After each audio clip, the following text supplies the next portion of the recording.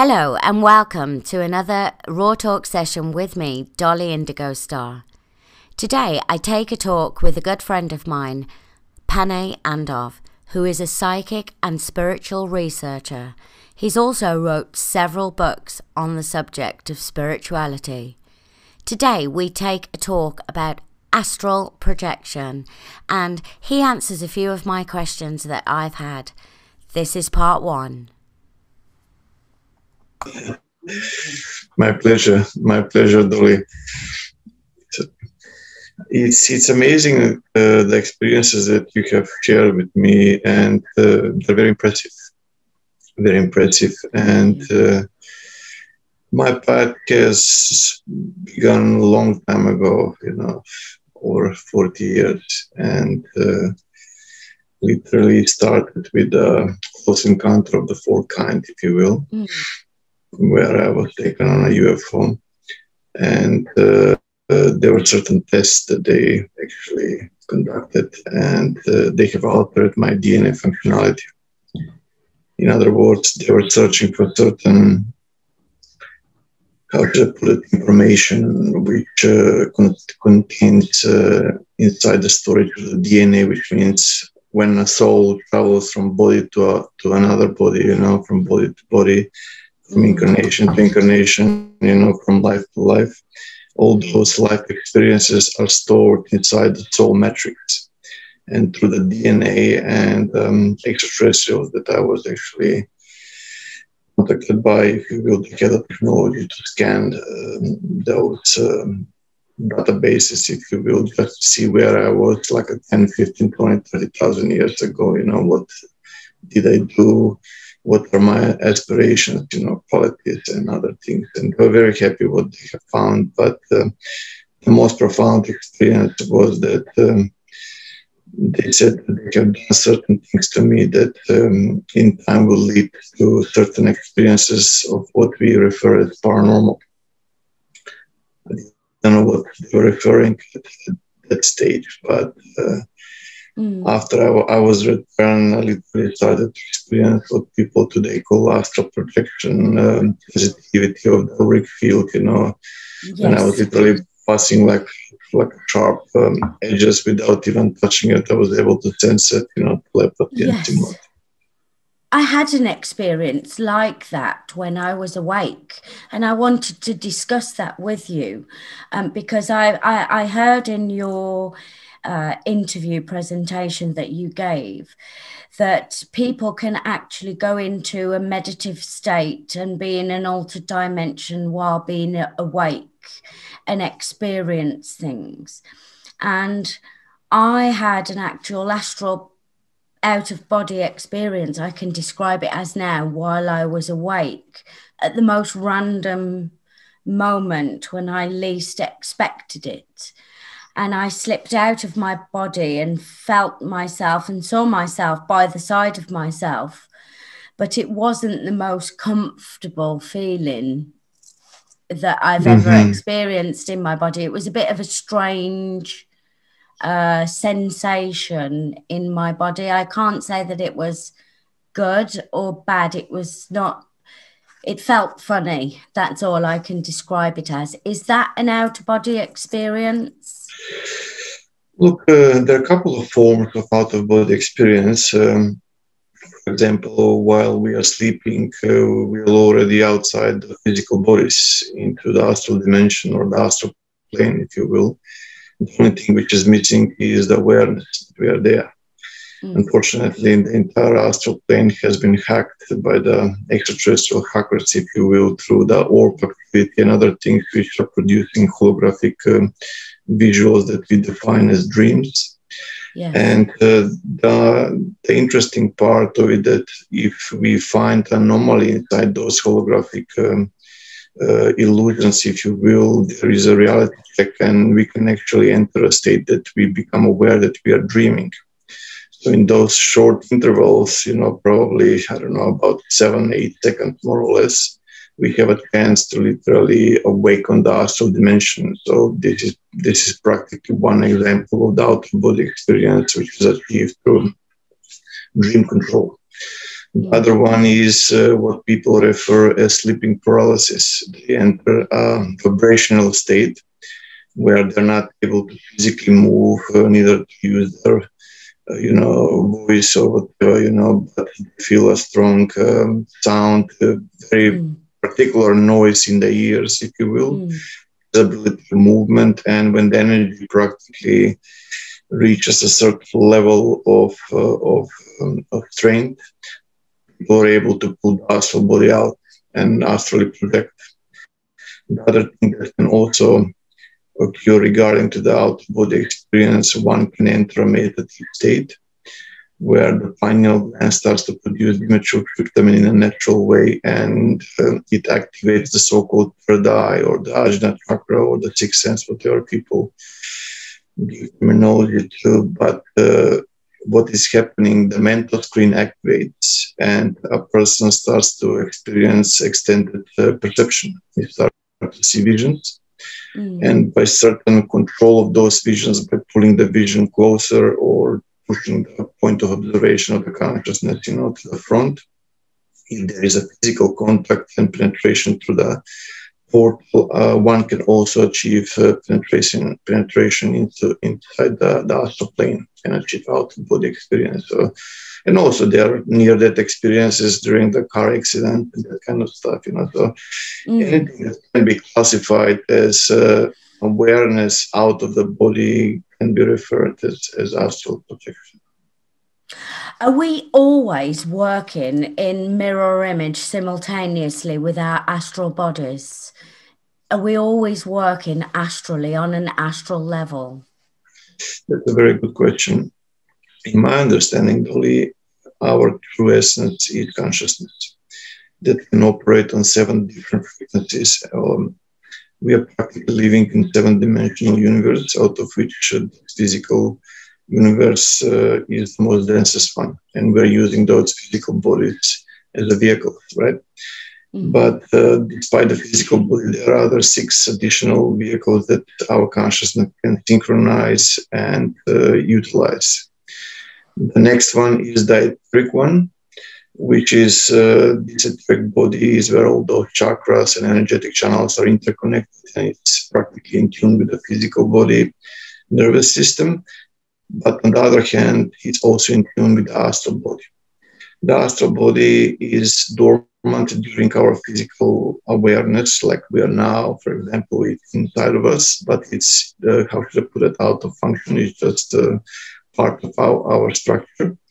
But once when you fall asleep, consciousness, due to certain things, which I'll probably explain a bit further, loses the awareness, it experiences blackout.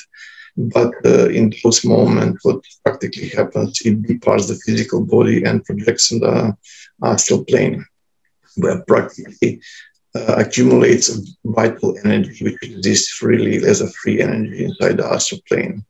Every time when a person wakes up in the middle of the night, the accumulated energy is distributed to this etheric body, as I already mentioned, which is about 72,000 energetic channels or nadis, according to the ancient tantric traditions, which are interconnected with energetic centers, out of which 7 are primary and positioned on the spinal cord area. All this energetic system inside the etheric body, as mentioned, is in tune with the nervous system of the physical body, and practically what it does, it recharges the energy which exists in the human auric field. In other words, we can eat as much as we like, we can drink water as much as we like, but if we don't go to sleep for 4 to 10 days, our physical journey will be over, because the stamina which exists around us, the outer chi energy, if you will, or the auric field, has power only to sustain our biological existence on an energetic level from 4 to 10 days. So every time when the astral body comes back, it distributes this energy to the etheric body, which further converts this into bioelectrical impulses, which further to the nervous system are supplying the energy necessary for the brain and spinal cord mostly. Despite that, the astral body is the first fully material vehicle which we use in the astral plane, which has a different density, different speed of vibration than the etheric level and also the physical level of existence. So there's not much of a, unfortunately, extreme experience nowadays due to certain factors, and because the astral plane has been polluted heavily by the plasmoid and orbs, and sometimes people don't have the proper understanding what exactly they're looking at when they're filming in infrared or night vision cameras, all that plasma activity around the physical body while they're sleeping, if you will. And with astral body, you can neutralize gravity, you can pass through physical objects, right, and so on and so forth, which is all great. You will have a nice flight and so on and so forth. You will not be able to see the extraterrestrials, which is usually the clock, You will not be able to see alien abductions and that kind of stuff. But if you learn how to utilize one body further, which I refer to as a self-luminescent body, which is far more energetic than the default astral body. The vision is far more profound. You can see all the orb activity exactly the same like the infrared camera is showing us, or the night vision camera. And you can see the alien abductions, you can see the UFOs flying from time to time, the cloaking device and so many other stuff. And also the astral bodies of other people, family or friends or neighbors, which are floating more or less unaware during their sleeping time, And from there, a couple of more, as mentioned, because the reason why I'm saying 27-dimensional is not because I'm just pulling out of the sleeve. It's everything that we see around us, the solar systems, the galaxies, the clusters of galaxies, and so on and so forth, they're all interconnected in those filaments and sheets of existence that we are seeing in the visible universe. So that's one density that we call the physical plane of existence. And then we have what they referred as dark matter, which when they scanned dark matter region, they found 5 different densities. And when they also scanned the region which they referred dark energy, they didn't find any fluctuations in the density. They just found one constant level of existence, like a nirvanic plane of existence. So it means one ordinary matter, 5 levels in dark matter, and 1 level in dark energy, which actually equals 7 planes of existence. So we have a suitable vehicle, in my understanding and experience, to travel to any of those dimensions by using the specific vehicle, which is specific for that particular dimension or plane of existence. So are those the astral planes that you're talking about? Those seven frequencies of dark matter? Is that the access to the astral planes in that existence? The astral plane is only one level. So we have physical level, we have the etheric level, which is half material and half immaterial. The half material which is close to the physical world, and half immaterial, which is close to the astral world, if you will. And then we have the astral plane, astral dimension, astral world, whatever you want to call it. And from there, we have further dimensions, and there are 7. We can't refer it as an astral world, but we can refer it as an immaterial world. Interdimensional. Interdimensional world. Interdimensional. Yeah. And what we're learning to understand is that our physical bodies do have the capability of interdimensional travel. The consciousness, the physical body does have, if it has a certain abilities, which unfortunately has been disconnected due to the Asian wars, if you will, in the ancient times. But the consciousness is a multidimensional. It has a multidimensional qualities. It can travel from one dimension to another just by changing from one vehicle to another dimension. But with the astral body is only one. And this astral body that we are essentially moving in throughout our lifetimes, this has existed as part of light and frequency beyond this universe? Yes, it's practically beyond the physical observable universe, and it's inside of us. As we speak now, we are utilizing, it's practically what is happening is synchronization of the consciousness with certain body. And once when it departs that particular body, desynchronize with that particular body or vehicle and synchronize with another one. So what we are not seeing at the moment because of the five senses limitation is that we are not just only these physical bodies that we can see each other, if you will. We have energetic structure inside of us, which has different density, different frequencies, different light spectrum, if you will, depending of how well trained we are and how much psionic force we have, we can actually tune into those other subtle bodies, if you will, by changing the frequency of the consciousness.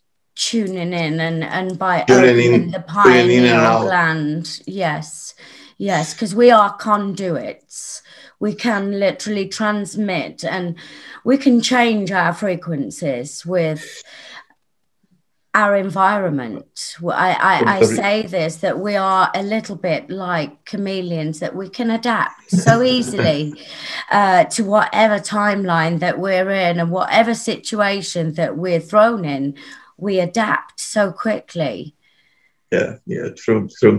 Regarding the DMT, we require DMT only for the remote viewing, which means some people are utilizing ayahuasca as a hallucinogenic drug, if you will. I don't recommend it definitely because it can cause many trauma, experiences and damage, physical damage to the brain. But what people do, they go to Chile or Peru and they actually meet the shamans which prepare the drink. And once when the drink is taken, dimethyltryptamine appears inside the pineal gland, which actually causes exteriorization of the consciousness, and the perception shifts and vision starts to come.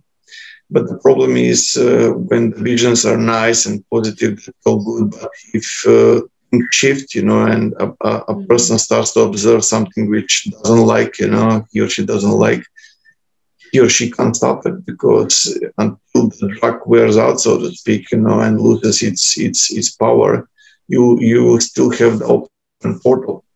But there are safe protocols which I teach, on my seminars, and I have also explained in my books.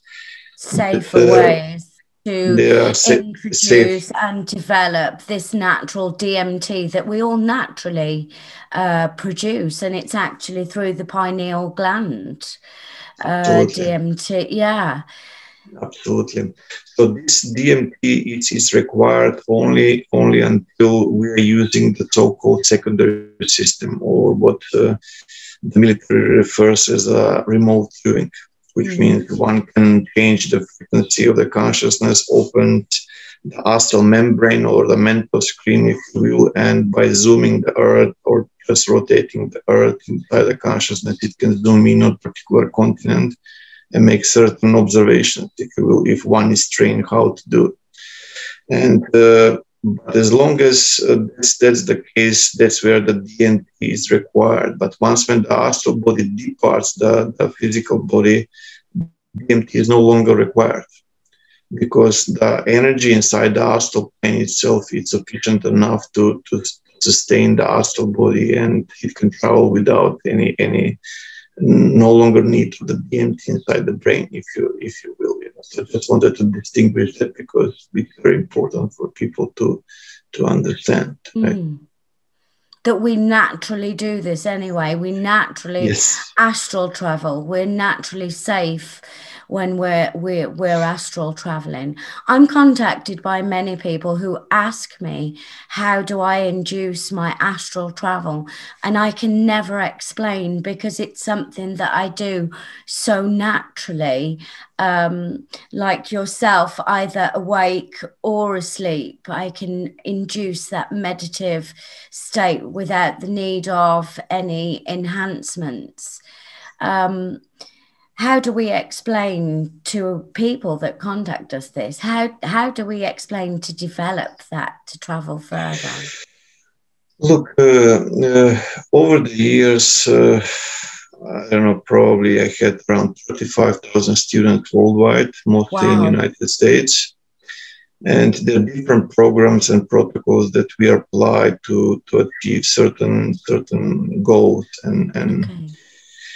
so regarding to astral projection particularly, one has to start training with the so-called Esp cards, or what is also known as Zener cards.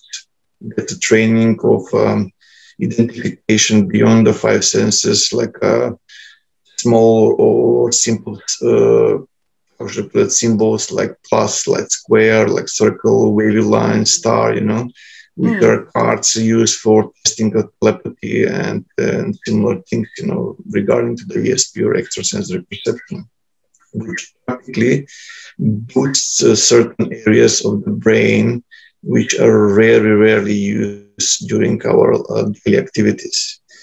Then in parallel, we work with tantras, we work with mandalas, which increase the concentration level and also the visualization level, which is very, very important. Other aspect which is important is to learn how to enter the trance-like state from deep relaxation into progressive relaxation and then eventually trance, where a certain vibrational state is achieved, and one can enter very, very similar state, like people refer as sleeping paralysis. There is like a buzzing sound or a high-pitched sound sometimes in the ears of certain people that they can hear it often. It stays for the lifetime. And if one is trained just by listening to that sound for 15, 20, 30 minutes, this sound eventually will get louder and louder and louder until vibration increases and enters that sleeping paralysis.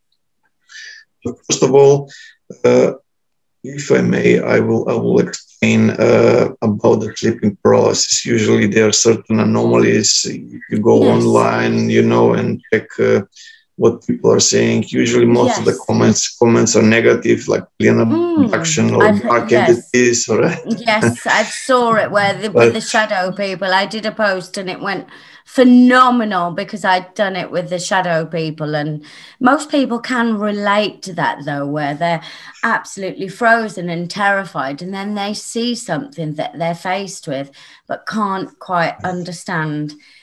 Explain. All right, let me share my understanding of it. Let's assume, for example, that we have fallen asleep, right? And as we have fallen asleep, we black out. Depending of how the astral body will depart, if it departs with the open eyes, it starts to recognize the neighborhood in certain dreams, sometimes vivid dreams, sometimes lucid dreams, depending on certain factors.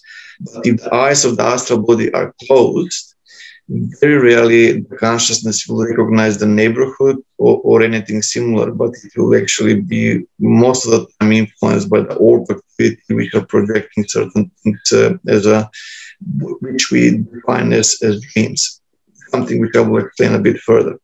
But it is in reality, we have drifted, let's say, like 2-3 kilometers away from our home, or from our house, apartment, or whatever, but we are not aware of the environment, and we are inside the dream.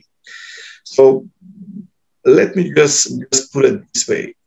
Let's say if we dream that we are walking in our living room, and we are seeing a full-grown tree that is growing inside our living room. So if the consciousness is not trained or very numb, so to speak, it will not recognize much of a difference. The dream will continue as it is, and there is high probability that the person will not remember the dream at all. If the consciousness is a bit more vital or more awake, so to speak, it will notice the tree and it will start questioning. It's like you will start to say to yourself, I know every inch of my living room.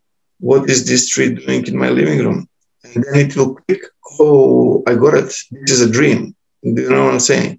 And when this instability occurs for whatever reason, for whatever anomaly the consciousness detects, and it interprets as a reality check, if you will, few scenarios can occur. The first scenario is that the consciousness is not trained, it will experience physical awakening as normal, and the dream will end. The other occurrence that can also take place is what people call as bilocation. In other words, the consciousness can split on 2 or 3 parts, or sometimes even more parts, but most often 2 parts, which means one part of the consciousness still stays and remains inside the dream, observing the living room with the tree, and the other part of the consciousness is returning back to the physical body, and you start to feel on which side the physical body is positioned. You can't see it from that side because practically your eyes are closed physically. Depending on how much the person understands, what is happening in that particular, moments, the outcome will either be that if the consciousness is big, the higher principles of the consciousness will be pulled back to the physical body and you will awake. But if the consciousness is a bit trained, understand what is happening, he or she can actually pull the principles of the consciousness on the other side, and as soon as all that is happening, it will practically astrally project there. The tree will be gone, and it will continue with the astral body and have an astral experience. Yes. Another thing that can also occur is that as you have reached a reality check and you become aware that you're inside the dream, you practically have entered an awakened state where you can fully think, you can fully understand, you know that you're inside the bed, but after a couple of seconds, a very unpleasant situation occurs. You come to a realization that you can't move. You can't use your physical body, you can't use your voice. And on top of everything, there is a very high noise, high-pitched sound in your ears. And what practically is happening, if you recall when I was explaining about our consciousness moving from body to body, what took place is that the consciousness, as it actually broke the dreaming hologram, it returned back, but it returned back to the etheric body, not to the physical body. Because the etheric body and the physical body, they're interlocked. The etheric body never departs the physical body unless in two situations. The first situation is during the physical death and transition, to the other immaterial dimensions, or if the extraterrestrial pull it out during the so-called alien abductions for certain protocols, which is a different subject of discussion. But as mentioned, as this occurrence happened, the consciousness literally returned into the etheric body. It has a full memory access. It can think, it can actually, but the problem is the first thing where the consciousness realized that it can't move the physical body, it's stuck, the fear kicks in. The panic kicks in to such a level that the consciousness will use every available atom of energy to break free, to literally defense, move, to defend, defense, So in that situation, people struggle, and energy which is felt is practically Kundalini energy. Some people experience the waves of the energy and the vibration moving from the feet and straight up. Other people experience from the base of the spine straight up. Whatever the case is, the energy is very powerful, and the experience quite often is dramatic if you don't know how to deal with it, But as such, in many occasions, people experience like a dark shadows, but it's often not connected with what I'm explaining, but connected with something which people refer as alien abductions, which is different story. So how to exit this sleeping paralysis? There are two ways how to exit safely. One way, you have to understand, because once when you hear what I'm saying, the next time when the sleeping paralysis occurs, since as mentioned, you have the access to your memory bank, to your memory, you will remember what I'm saying. So there are two ways how to do it. The first thing, if you don't want out of body experience, and you want to just get out of the sleeping paralysis and awake physically, you don't do anything. Just remain calm. The first thing that you need to do is not to panic, because the panic makes the entire situation worse. The Kundalini goes wild, and it can kick some chakra, and sometimes people wake up, with unexplained neck pain or head pain or similar things, but you can't remember what happened. But quite often are those sleeping paralysis phases during the night, but the recollection of the event didn't went through, so to speak. It's gone.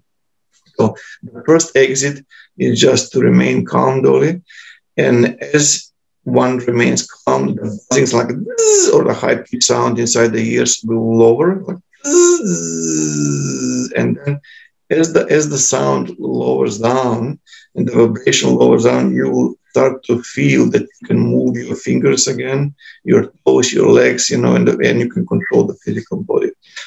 What practically is happening is that the consciousness is desynchronizing from the etheric body, and it's synchronizing with the physical body again. The moment it's synchronized completely, you can use your voice, you can get up, and do normal activities.